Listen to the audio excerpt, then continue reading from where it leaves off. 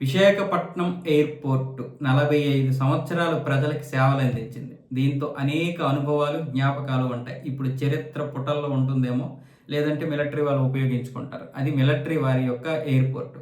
ఇప్పుడు ప్రజలకు కావాల్సినటువంటి సౌకర్యాలు అందులో పూర్తిగా లేవు. పైగా విస్తరించడానికి కూడా ప్లేస్ లేదు. అందుకోసమని అభివృద్ధిలో భాగంగా భోగాపురంలో 2700 ఎకరాలతో నిర్మించినటువంటి అంతర్జాతీయ విమానాశ్రయం ఆగస్టు 16వ తారీఖు నుంచి సేవలు అందించనుంది. ఆగస్టు 1వ తారీఖున నరేంద్ర మోదీ గారు వచ్చి అక్కడ ప్రారంభించి జాతికి అంకితం చేస్తారు. ఆ తర్వాత ఆషాఢం వెళ్ళిపోయిన తర్వాత శ్రావణం నుంచి ఇక్కడ విమానాలు ప్రారంభమవుతాయి, సర్వీసులు ప్రారంభమవుతాయి. అయితే ఆగస్టు 15వ తారీఖు చివరన ఏ విమానం అయితే ఎగురుతుందో అదే చివరి విమానం విశాఖపట్నం ఎయిర్పోర్ట్లో. అది మిలిటరీకి చెందినటువంటిది. 1941లో ప్రారంభమైంది.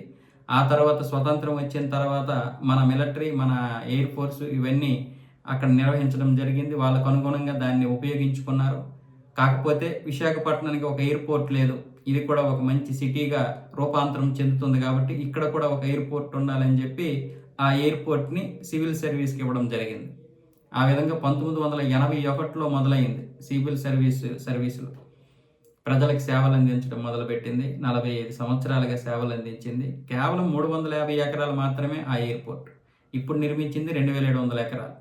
సో ఈ విధంగా సేవలు అందించినటువంటి ఎయిర్పోర్ట్ యొక్క ఇది చరిత్రలో మిగిలిపోతుంది.